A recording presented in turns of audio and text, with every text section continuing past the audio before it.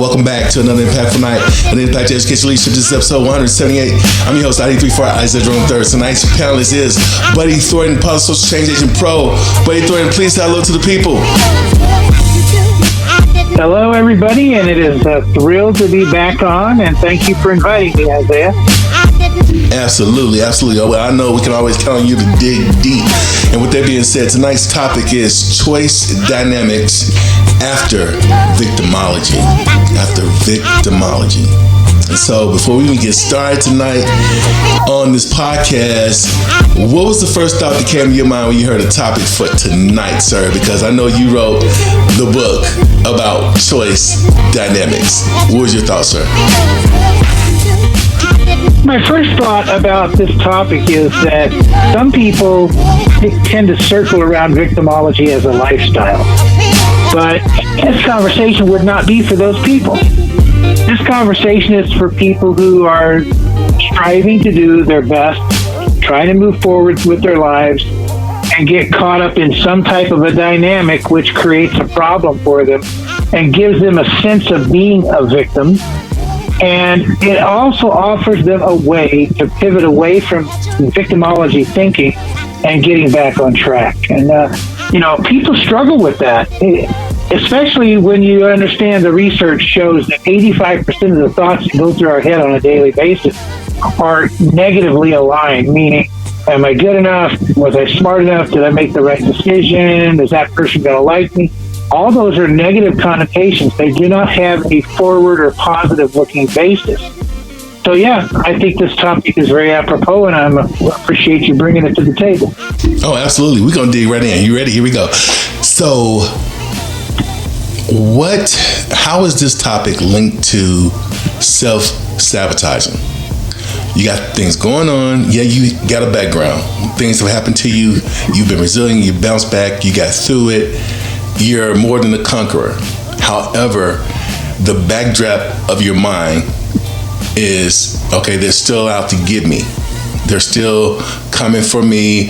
It's not going to be an easy road. It's going to be a rough road. I'm always have to look over my shoulders because I've been the victim before, and I want to make sure I'm not a victim again. But it becomes a little bit unbalanced to the point that now you are victimizing yourself. How do we get away from self-sabotaging as it relates to this topic tonight with choice dynamics? That's the first question. What's your thoughts, sir? One of the things that people have to understand is that humans in general have a trope in their head. They have this schema that they play over and over and over in their head. And unless the expectations are exactly dead on, the problem they run into repeatedly is that any small bump in the road, any sliver of, disinterest or a feeling that they have not made the failure to a point, is something that they have to attach to their own psyche. The U.S. Department of Justice conducted a study about violent crime and found that 1.4 million in 2018 to 1.2 million in 2019 were victims of violent crime since 2015. Children in Pacific environments may not display healthy behavior because it's not shown in front of them, even in the early stages of development, where key building blocks to learning begin. So tonight is really going to be a continuation of a podcast, well, several podcasts we've had. I think it was podcast 107, 108 about choice dynamics. And we want to use this to help us navigate around self-sabotaging. Because, let me just ask that question really quick while we get started. Buddy Thornton, Positive Social Change Agent Pro, we call you the Positive Social Change Agent Pro because you're able to answer questions like this. Especially for leadership, especially for people that have been placed in leadership positions as overseers, right? And so when dealing with victimology, when we have survived victimology, when we have endured it, when we become overcomers, why then do we still wrestle with self-sabotaging ourselves as being victimized all over again when there's a bumpy road? What's your thoughts? Well, as I noted in my original response to tonight's topic, 85% of the thoughts that go through the human brain are negative or questioning connotations. We don't tend to circle on positivity. We don't tend to circle on gratitude because we're always in a constant search for optimization. Humans, they are on an eternal pecking order chase. If we're not ahead, we're behind. And if we're behind, we want to be ahead. So anything that creates in our mind any kind of self-doubt or any type of a barrier to moving forward in what we consider through our expectations an optimal way to get through life, it creates self-doubt. And when we are victimized, what that does is that reinforces the self-doubt. And most of the time people do not know or they cannot place their finger on exactly why they were victimized. They were victimized sometimes as a completely just out of a random act of violence, or even if it is a targeted act of violence, it stems from something that they believe was put away in their past. And so when they get that reinforcing victimization situation thrust upon them, it's like falling into a deep well. Now they have to climb back out of that deep well. A lot of times they anchor on trying to understand about what the victimology is. What they don't understand is that it's in the past. Even if it happened 5 minutes ago, an hour ago, 3 days ago, it's in the past. The only way it can negatively impact us moving forward is if we allow it to be chained to us. So people do tend to, they worry. They have this connotation of, wow, that happened to me. I can't believe that happened to me. How can I prevent that from happening to me? So then a large amount of their intelligence is anchored on looking at that trope, that schema that happened. And so they don't have enough neural competency to move past it without either getting help or just the passage of time. Because time may not heal all things, but time does tend to shrink this victimology. So we have to understand that that's the problem. People anchor on it because usually it's unexpected. So when it happens, it reinforces those 85% of our thoughts about negative. Wow, that was so good. That was so well said. So well said. You talked about self-doubt, and there are many factors that come along with that, like anxiety for one, depression, procrastination, whether it be in a job, even a relationship. That procrastination or that lack of motivation, that lack of intrinsic, the inner motivation. And of course, emotional, instability. But I believe that there are some good things about self-doubt too, in a way that helps you to self-analyze. I think that's important, especially today with so much technology, so much AI, to analyze yourself and see yourself in the picture and see where you fit. Where do I fit in this picture? Where do I fit in this frame? How can I, navigate around my environment in a way that's competitive, but co-opetition more or less than, I would say, competition, where I'm coming into a team and I'm competitive, but it's helping the whole unit. It's helping strengthen everyone in their unit. And so that self-doubt and that type of scenario, what's your thoughts about the pros and cons of self-doubt as it relates to choice dynamics and the conversation we're talking tonight? What's your thoughts? Well, what you really need to do is you need to envision like a teeter-totter in the schoolyard. For one side to be up, the other side has to be down. Self-doubt tends to be the fulcrum in the middle of our behavioral teeter-totter. When we are circling around with self-doubt, we're always going to be looking for why did it happen and how can I get that? Because everything else is a set piece. The who, what, when, and where make no difference whatsoever. It's always the why and the how that count. So when we look at that self-doubt, we know that it's being triggered We know that it's being triggered by the trauma that we've experienced. Therefore, the lingering effect is the victimology. But the self-doubt also triggers another response. Once we're past any kind of fear scenario, now we can circle back into our higher brain power, our neural cortex, and we can start looking for the how do I get away from self-doubt? Because the drive is always toward optimization. In Maslow's hierarchy, we are always looking for a way to get to self-actualization or even above that, transcendence. And so that's an imperative that we just can't avoid. Self-doubt, yes, is a very powerful trigger that allows us to get past that. So you are correct. Sometimes, as a coach once told me, sometimes you can stumble around in the dark and get absolutely nowhere, but if you fall dead flat on your face and you get up and take stock of where you're at, now you can make progress again. And that is the role of self-doubt. Oh, it's going to be good tonight. It's going to be good tonight. You're listening to Buddy Thornton, Positive Change Agent Pro. He's one of our special guests. He's family. He's almost, this is his podcast as well, because he's on here so much.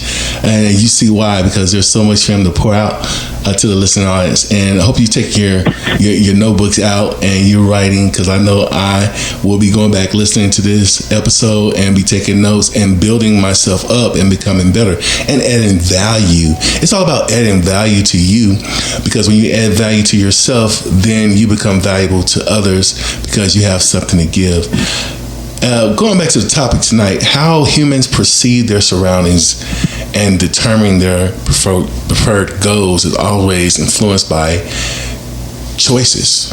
The choices that they face, the choices that they have experienced, and how they navigate those choices. Even in academia, even in the school, for those educators listening in, for those school teachers listening in, for those principals listening in, for those paraprofessionals that are listening in, for those school board leaders and superintendents listening in, those teachers undertake this arduous task of coordinating learning tasks while engaging with infinitely different student learning styles, behaviors, backgrounds, and they all have their own worldview. And sometimes it can be non-linear when they are putting together these lesson plans to accommodate all of these competencies.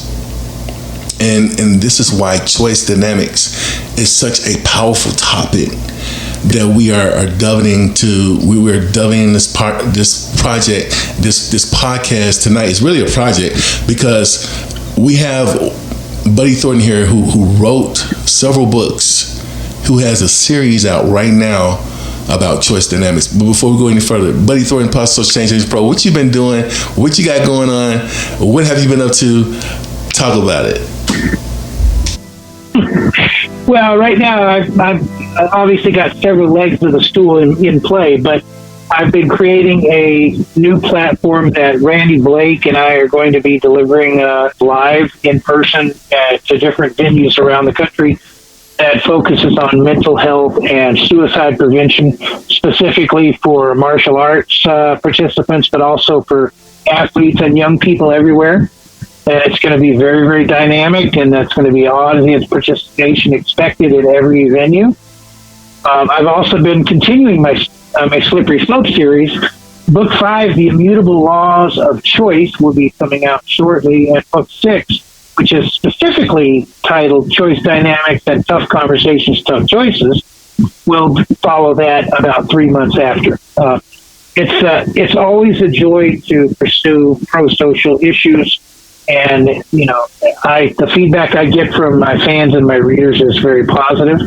And I just believe that every choice we make should be towards some end. That's my goal. That's what I try to do. So that's how I move forward. Absolutely powerful. You're doing so much. You're pulling in key people in the community globally. Randy, he's a 5-time world heavyweight champion kickboxer. Boom Boom for short. It's so interesting that you mentioned that, because I was just on the phone last week with an up-and-coming panelist that's going to come up and talk about what happened with him. But we met him in Las Vegas, buddy, and he's a sheriff out there in Louisville, Kentucky. And I called him up on the phone just because of the podcast, and he was like, Isaiah, it's been a crazy day. I was involved with the incident that you're going to hear about later on, where a guy came into a bank and started shooting up the place. Well, he got the dispatch call, and he was one of the officers that had to rush in and just manage that situation, so to speak. And so I'm like, what? And then true enough, next morning, all over the news. And so those people in that bank were victims. They were victimized.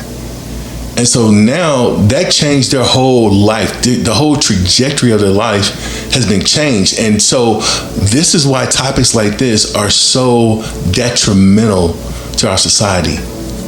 Because there's going to be choices that these people will have to make coming back to work. And so there is so much hidden in plain sight when it comes to choice dynamics. Buddy, let me just ask you, because this is your topic, this is your lane. What is the beauty of choice dynamics? And why has it been hidden for so long in plain sight? That's my question.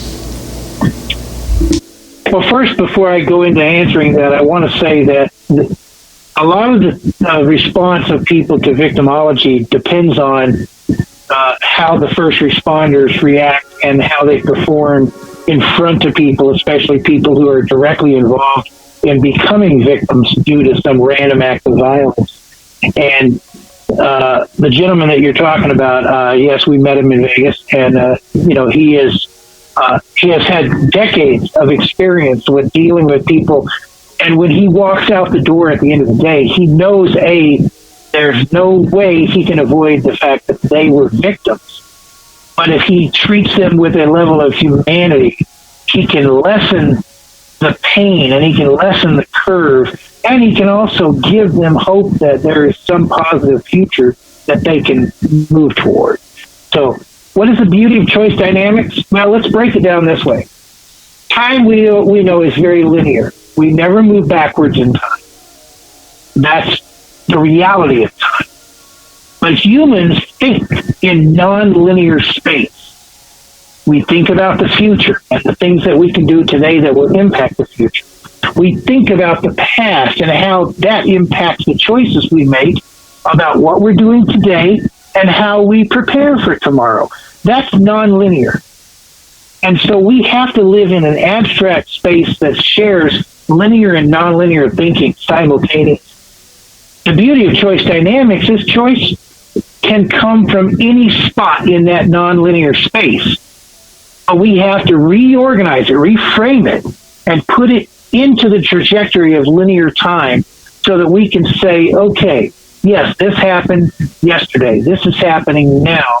This is what I'd like to happen tomorrow. And how do I make sure that I can control as much as I possibly can what is going to happen tomorrow? It's been hidden in plain sight because a lot of people over the decades and centuries have tried to debate whether free will is an actuality or not. And because humans more and more think in the nonlinear space, free will does come into play. Yes, if we have a faith-based belief system and we know that God has a plan for us, He definitely is not going to reveal that plan to us except in very minute details, very tiny little spots. He's going to throw something out there, and we're going to have to go to read the signs, and we're going to have to move in that direction. But beyond that, He did create us to have free will. And so we can decide, no, I'm not going to be a victim. Or, yes, I'm going to help somebody else who was a victim today, which is what the first responders do. And it is incredibly important for people to understand that when you're faced with a decision, there's only three choices you can make. No, I'm not going to get involved. Well, I will if I have to. Or when can I start? Can I get in there right now? Those are the three choices you can have to choice. And a lot of people have never looked at choice from that layering. You know, when we are looking at those choices, we also try to teach behaviors. And the three behaviors that we focus on is we need to illustrate what is wrong so that people understand what they should not do, what might be okay, which is within the realm of possibility, but then what should be right. But it is also imperative for teachers, especially administrators, those school board members, those trustees you're talking about, they need to understand that we need to put a menu of what is right in front of students and in front of the parents who are trying to teach those students and the teachers, because we can't dictate one item. We can't dictate it has to be this way. Parents view life as a risk continuum when it comes to their children. I did it when my children were small. I still do it today as a great-grandfather. And so I believe that viewing risk gives me the right to try to control as much of that risk as possible. But you and I both know the very word victimology means that we have literally no way to control 100% of our environment. So the beauty of choice dynamics is that, yes, we can control our behavior, we control what we do and how we think and what we focus on in our goals, but we have no right to choose for other people. And it's been hidden in plain sight for a long time because, unfortunately, politics, religion, all the other things that revolve around us in the modern society anchors on people trying to control other people, or if not control them, at least influence them. So it remains hidden. People need to embrace that they do have the right to make choices, and within the framework of what is socially acceptable and legal, they should be allowed to make those choices. So that's the beauty of choice. But that's also why it's been hidden so long. Oh, wow. Okay, let's go further. Buddy, the reason why I love asking you to come onto this podcast is because of what's about to happen now.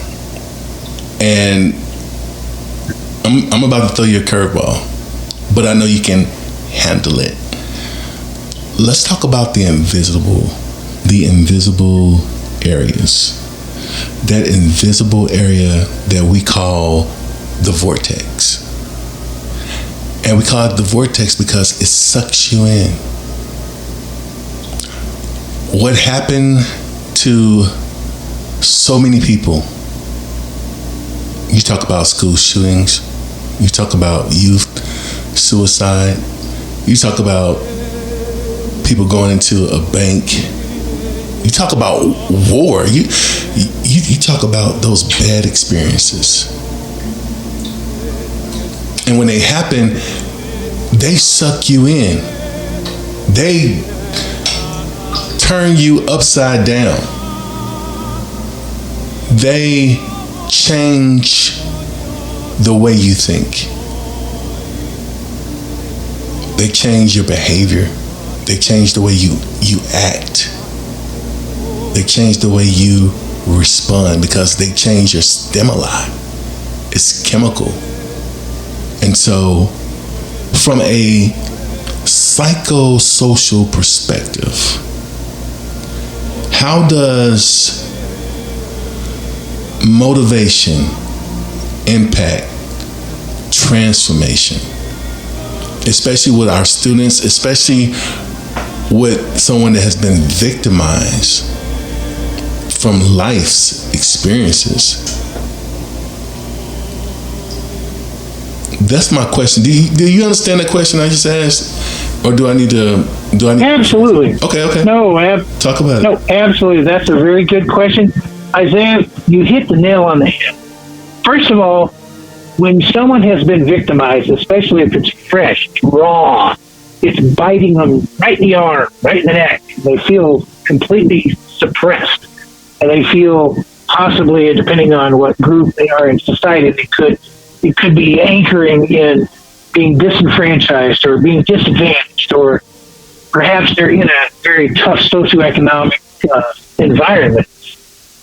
They are going to be vacillating between the fear response of fight, flight, freeze, and being able to use critical thinking. The more we force people into a fear-based environment, the less chances are that they're going to be able to make good quality decisions, because their brain just simply isn't wired that way. Humans have to protect themselves.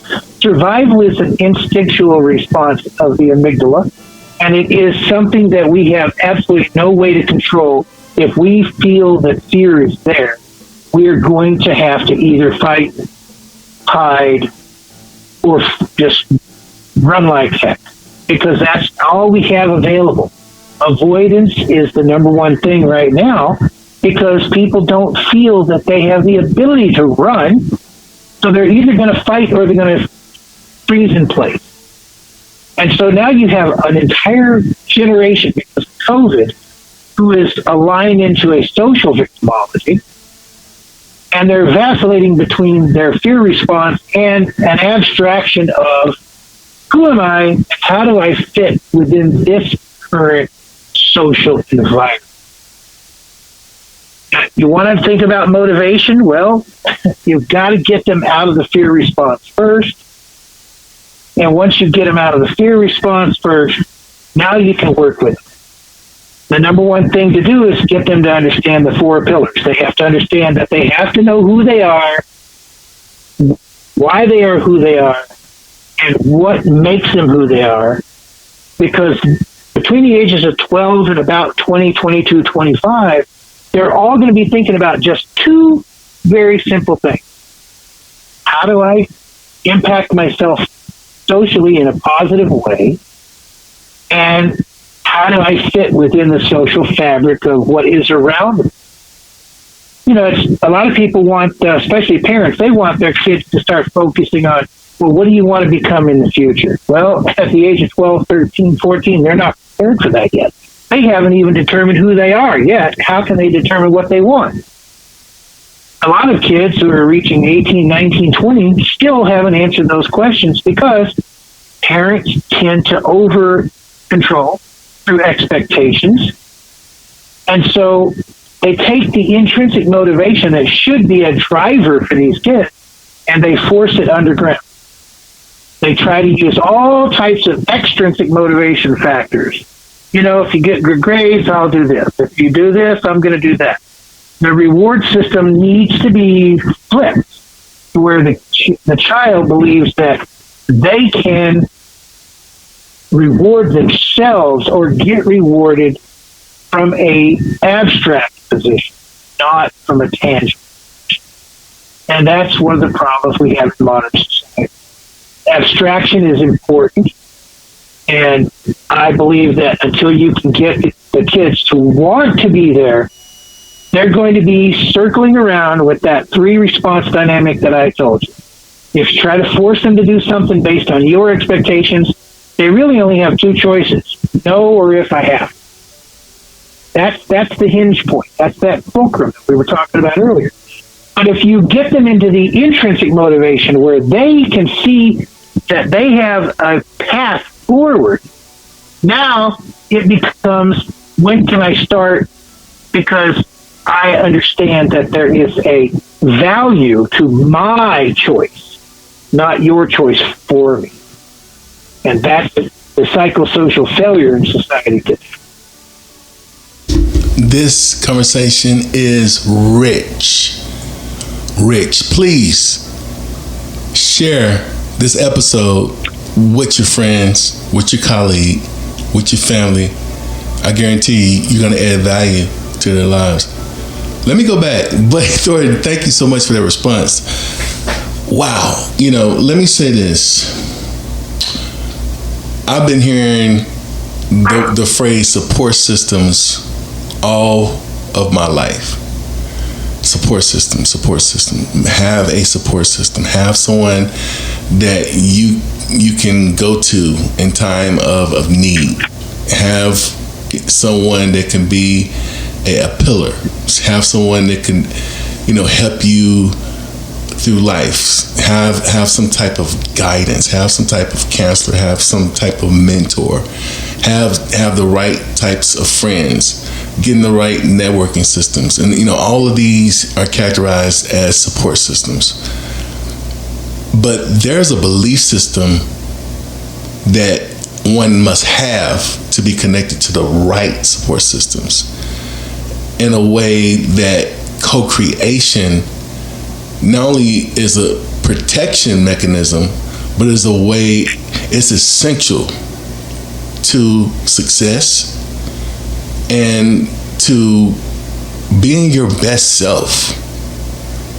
My question, and wow, we're almost out of time. All right, my question is this: why is co-creation so important when it comes to choice dynamics, especially if you want to be successful and be your best self? That's my question. Well, let me ask you a question back, and it's a rhetorical question. I don't expect the response because I already know how you would respond. Okay. But if someone is telling you you have to do something, you're going to create blowback in your mind. Subconsciously, you're going to create blowback, because the first question you're going to ask is, you want me to do that, but is it what I would choose to do for myself? So put yourself in the position of a 13 or 14-year-old child who's in school, and they're being told, you must do this, not that. Now, there are some things in life that are essentials, and we know that, and we understand. But we have to allow the student to embrace the value based on their perception of what they would like to see in their future, not what we want to force on them as their future. And so co-creation becomes that tricking. It's just a tripping point that parents have to get beyond. Do I dictate to my child, or do I have a conversation with my child about what is it that you really see as being impactful in your life, and how can I make that happen for you? I'll give you an example. When I was 11 years old, I knew that I wasn't going to be able to do some of the traditional things that some of the other boys would do, because I was a small child at that point. And so I talked to my mother and my father, and I said, look, I want to do something different, but I want to continue to grow as a person. And I want to get into public speaking. I want to get into leadership. I want to try to do something like that, because I don't see that I'm going to be impactful in competition otherwise. And instead of saying, no, we want you to focus on becoming an attorney or a doctor or whatever they saw in their head, they said, okay, how can we make this happen? So they found a mentor for me, and they put me on a path to learn how to speak in public and how to learn what I was, who I was in the social fabric. And even though this was back in the 60s and early 70s, it was very impactful, and it has stayed with me to this day. And I'm almost 70 years old now. So the bottom line is very simple. Because they co-created with me, they did not dictate to me. I jumped in with both feet. Students need to believe that they're going to be listened to, and that their version of a choice has value to the adult in the room, whether it's the parent, teacher, caregiver, counselor, whatever. It doesn't matter who it is. If you're not giving them value in what they believe, they are certainly going to blow back, and they are not going to listen to you. And that's why we have rebellion, and that's why we have misbehavior. It's because they're not being listened to. They don't believe they have value. And if they have no value, then what do they have to protect in their lives? So co-creation is the most relevant path to putting children onto a positive future. You find what's right, and you find it based on their choices, their desires. Can you dictate the menu a little bit? Absolutely. You know there's some things that are not going to be available just based on your own environment, your own dynamic, your own social position, whatever. But within the framework of what is possible, you find what's right in their mind. You define it by what is almost right, but not quite right. And then you add your years of experience and perspective and say, I love where you want to go. Let's find a way to do it together. But here are some of the pitfalls you need to be aware of. Here are some of the things you're going to have to do to achieve what you have decided is important to you. Are you ready for that ride? And when you do that, you get the only possible response, which is, when can I start? How can I get on this train? How can I run as fast as I possibly can? But you have to remember that being the control monster is the opposite of co-creation. Parents who are control monsters only get blowback. They don't get buy-in. They don't get collaboration. The defining point for every parent that they must understand is that they are here to create a fully functional adult. It is not up to them to determine what that fully functional adult wants or will do in their lifetime, because it is their future, not yours. It's not the parents. It's not the teachers. It is not your future you're playing with. It's their future. You've got to allow them to have a voice in that future. Oh, that was huge. Listen, I hope you got notebooks out there. If you don't, go back and play this podcast again and take out your notebooks and write this down. Write this down. What I heard was building connections. Co-creation helps build connections. That's huge. It helps develop trust because you built a connection and now they're developing their trust. So now when you say something, they trust you just a teeny little bit more than they did at first. And when they trust you, then they can tell you their problems. Not for you to solve them, but so you can identify those problems. And if you can solve them, you don't have to solve them.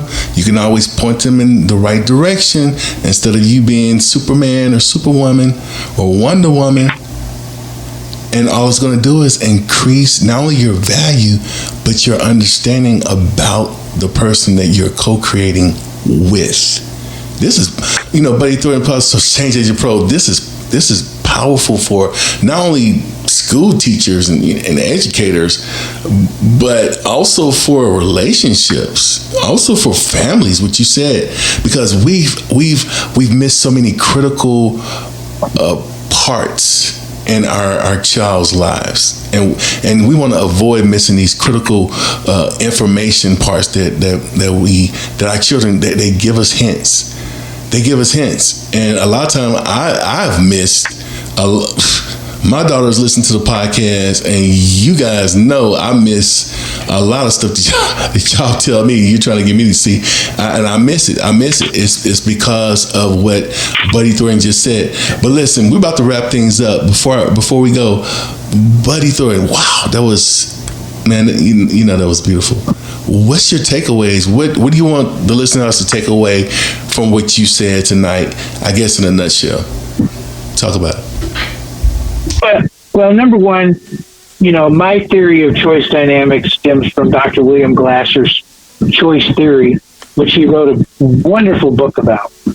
And he helps people who are challenged in the mental health space understand how to control the choices in their life. But choices are dynamic. The choice we make today may be perfectly valid today and totally invalid tomorrow.